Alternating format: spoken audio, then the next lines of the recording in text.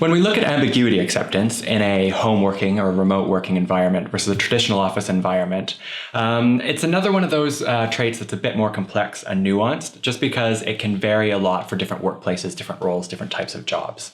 When you look at most modern workplaces, there's a lot of sources of ambiguity, right? There's colleagues or bosses or stakeholders or all sorts of people with mixed information, with competing opinions and priorities and ideas about the ways things should be done. There's different timelines, deadlines, schedules, and managing that complexity is a real challenge for most people.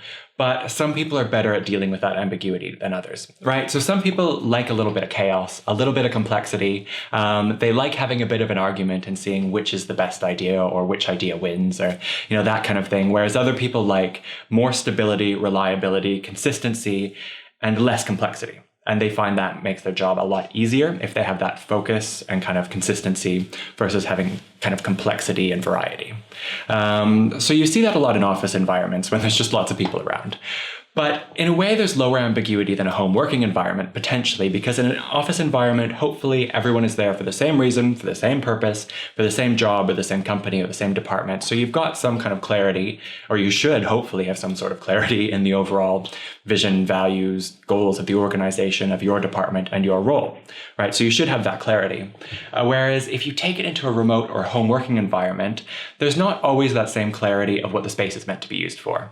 It's interesting if we think about it in that sense of kind of environmental ambiguity. If you're working from home, you might have people there for all sorts of different reasons doing all sorts of different things, right? Other people just live there. And you might have, family or kids who want to use the same office space or the same space you're using to work for a different thing. You might have housemates who are doing their own thing, or roommates who are trying to do their own remote working on a completely different project, different company, different organization. Whatever. So in some ways you can get a lot more ambiguity and complexity just in the environment of a home office space than potentially you would have in a workplace that is dedicated to a certain company or a certain role or whatever.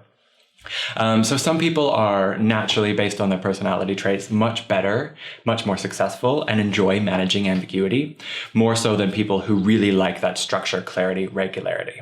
But in managing that and knowing your own level of those traits, or the people on your team who have those different levels of traits, it can really help to structure and manage a work environment and a work schedule in a way that will be successful. Right? So some people find that complexity, ambiguity, difficulty really interesting. It might be challenging, but they like having different stuff going on. They like trying to multitask and manage different information and different things, different schedules, different clients, whatever. Some people actually get a lot of energy from that kind of intellectual challenge or challenge of complexity or just managing stuff. And some people who are distractible like to have a lot going on too. Whereas some people really, really need that focus and clarity to get stuff done. And if you know that about yourself, there's all sorts of things you can do to create a more kind of reliable, stable workplace, even if there is a lot of chaos or complexity or challenge going on around you, right? Where maybe it's kind of structures in your schedule. You do certain things at certain times, maybe you listen to certain music or radio programs, or you have certain things in your environment that you're changing, but in a regular, consistent, and stable way, whether it's based on times or based on the task you're doing or the type of work you're doing. So for a lot of people, creating that regularity and stability, even if it's in a chaotic, difficult, challenging environment, can create a sense of focus on whatever task you're doing that really, really helps.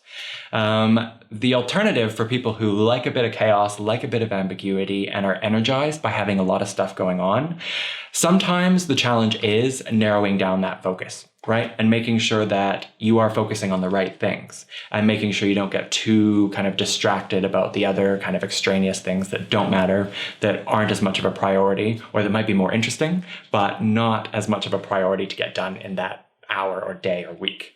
So it's about understanding that ambiguity, the different types of complexity and challenge that you're going to get in different environments, and knowing how to manage it for yourself, for your team, for your colleagues.